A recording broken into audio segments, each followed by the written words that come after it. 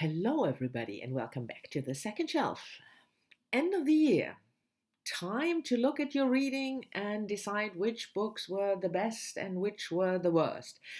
Um, and of course, I have to do that as well. I will split my 2020 tops and flops into two videos. This one, the first, I call the Backlist books, which means the books published before 2020.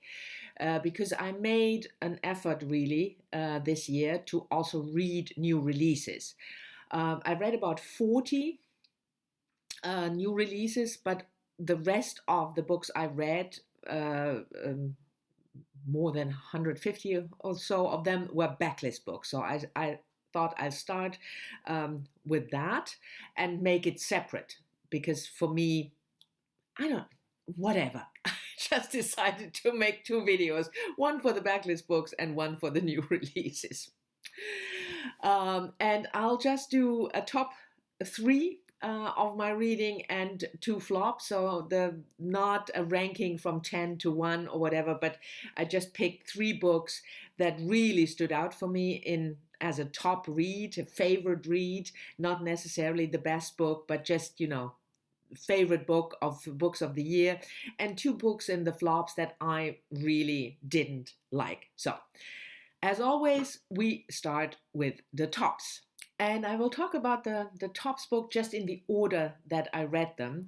And the first one is Sarah Winman's 2017 novel Tin Man, which I read in January of this year. And it was my first 5-star read, and I just absolutely loved the book, and it's still with me.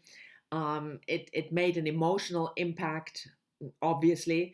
That's why I chose this one. If you're not familiar, even though Tin Man made the rounds on BookTube when it was published 3 years ago, and I purposefully didn't read it then because there was so much hype, and I just thought I'm gonna let it lie for a little bit. So, which was probably a good thing.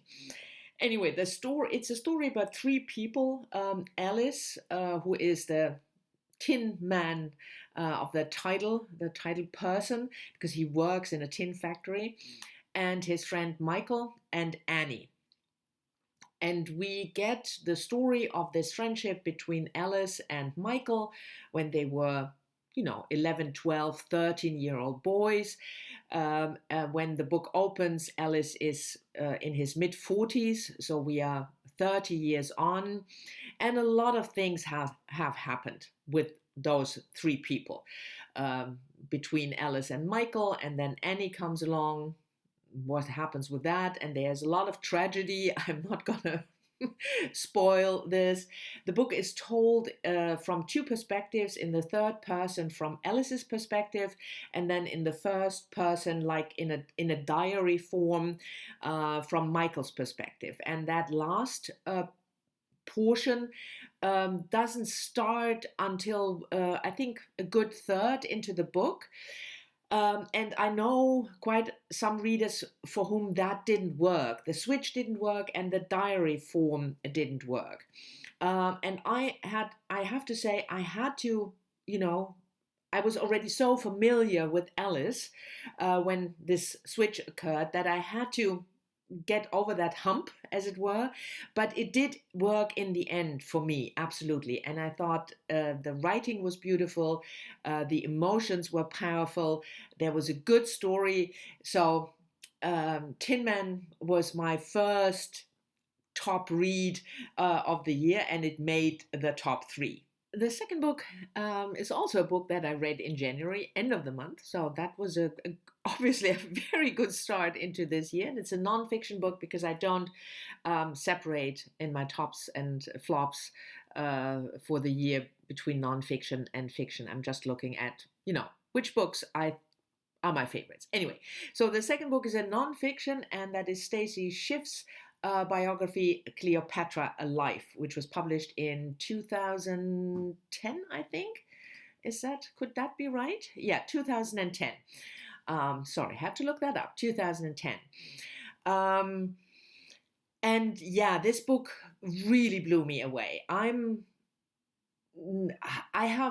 I often struggle, let's put it like that, I often struggle with biographies because if the author is very much caught up in, dates and details and facts and information, it often bores me. I need an author. If she writes or he writes a biography, I need the author to tell me a story.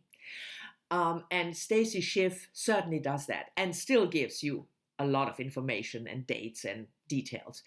So that was the first thing, that it really told me a story of this woman's life.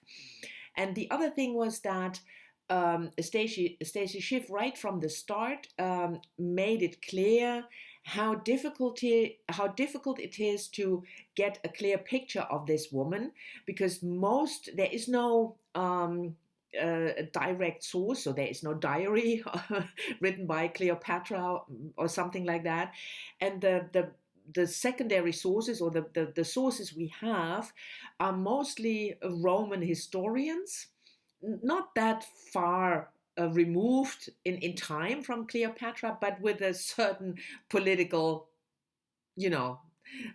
idea behind it, and the way they present this person had everything to do with the political idea behind it and the political agenda behind it. And in the end, Stacy Schiff makes her own choices, which sources to believe more than others.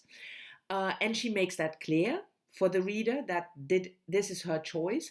And she paints this fascinating picture of a woman in power in ancient times, but also gives us, for me at least, a really vivid account of life back then. What kind of food, what kind of clothing, how schooling worked at that time. So it is a biography focusing on one life, but giving texture and flavor by presenting the life during that time. So I thought it was absolutely fascinating and another 5-star read. And the third book is another fiction choice again, which I read in July, and that is Louise Erdrich's book, The Last Report on the Miracles at Little No-Horse. A horrendously boring, long title, I think, but the book is about those miracles at Little No-Horse and the last report, and I absolutely loved it. If you're following my channel, you know that I'm in this year, 2020, I did an author spotlight challenge, or was one of my reading goals, and I picked Louise Erdrich, reading all her novels in publication order, together with Terry. From Miss Terry B. So, and this one was the 7th book, published in 2001, if I haven't told you that already. And I absolutely loved it. It is one of the few fiction books that I actually gave other people as a present, in the hope that they love it as much as I did. It's set in the mid-1990s, at least that's the now time, and we get the story of a priest, Father Damien, who is working in a little Ojibwe reservation congregation. So, I mean, the church is dilapidated, and the cabin he lives in, it's not, an affluent environment, and he is very old when the book opens, and he then we learn about Father Damien's life, and there is quite some surprise in his backstory, in his life.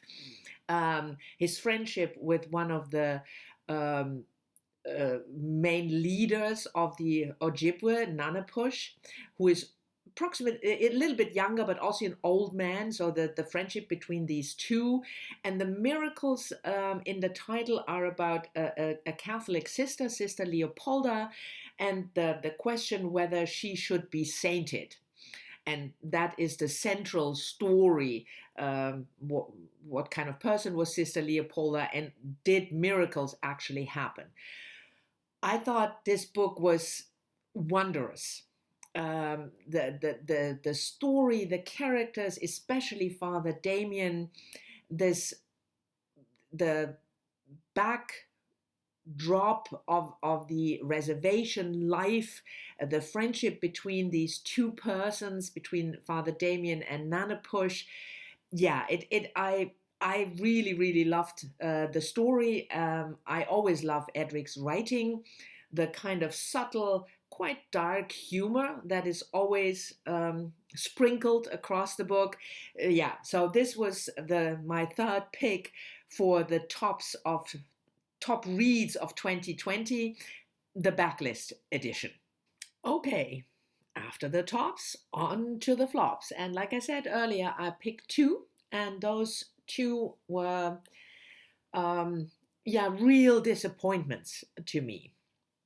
And the first one is an absolute booktube darling, and not only that, it's a bestseller, and that is Min Jin Lee's novel Pachinko, which was published in 2017.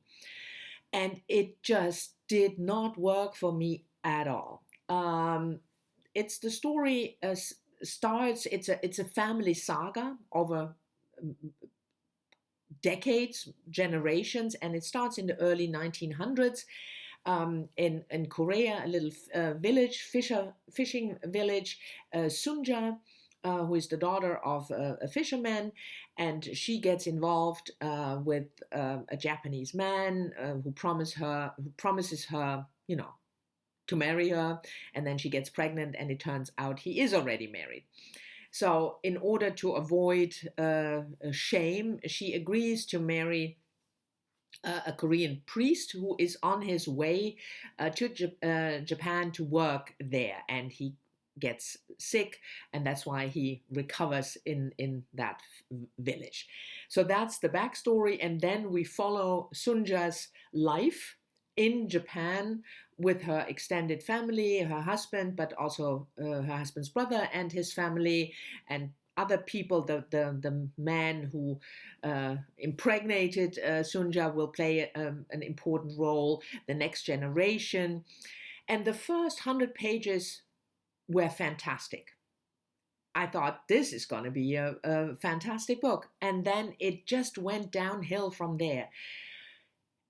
It was as if the author lost sight of what kind of story she wanted to tell, and then it just sort of fizzled on, and she realizes that and thinks, oh, I have to insert some drama. Then either somebody dies or there is some violent incident, which oftentimes doesn't make sense at all, feels gratuitous. The characters didn't make sense, especially some of the choices that certain characters made. I felt they only made because the author needed them to make those choices to get the story going. Yeah, so the first 150 pages were like a 5-star read for me, and then the rest was just not good. It just didn't work for me, unfortunately, even though I'm in the minority. Most people absolutely adore this book, but for me, it was one of the biggest disappointments of the year, and I read it in May. And the second book in the flops category was a nonfiction book that I read towards the end of the year. So there was lots of good reading in between Pachinko and this one. And it's a memoir, Roxane Gay's book, Hunger, which was also published in 2017. Maybe I should just stay clear of books published in 2017. Maybe that's what I should do. I don't know. And yeah, this book I thought was just not good, which is always difficult if it's a memoir about something horrific that happened to the person writing the memoir. And this book called Hunger is about a gang rape that Roxane Gay had to live through when she was in her early teens, which set off her eating and her getting really, really big. And she in the book, the idea behind the book is to not only come to terms with what happened, but also with her body. And it's about body shaming and about, how we look at big people. And that is all really interesting. That sounds really interesting, but the book just didn't work for me. I thought it was really not well written. It was quite, the author came across as quite full of herself. Cliched statements were, sprinkled. I seem to love that expression, sprinkled across the book, because I used that in one of the other books I just discussed. So there were cliche statements. It was repetitive. If I had to, try to compress what is in those 200 or 250 pages, it's like 10 pages worth of ideas. I felt there was not much in terms of real interesting self-reflection or real intelligent self-reflection. So I read this book, by the way, as a buddy read with Lukáš from The Cruel Reader's Thesis, yeah, his new channel name, and I'm glad I did, because he hated the book even more and he bailed on it. So I was at least not alone, but we are certainly in the minority, and I'm really looking forward to getting comments on this one, whether there are other people out there who just thought that this was just not a good book. It was a fantastic topic and an interesting and important topic, but that doesn't make a book good. Now, does it? Anyway, so these two, Pachinko and Hunger, much beloved, much praised, and they didn't work for me, and I chose them as the two flops for 2020. Anyway, so these were my 3 top reads, the Backlist books, that is, and my 2 not so good reads in the Backlist category.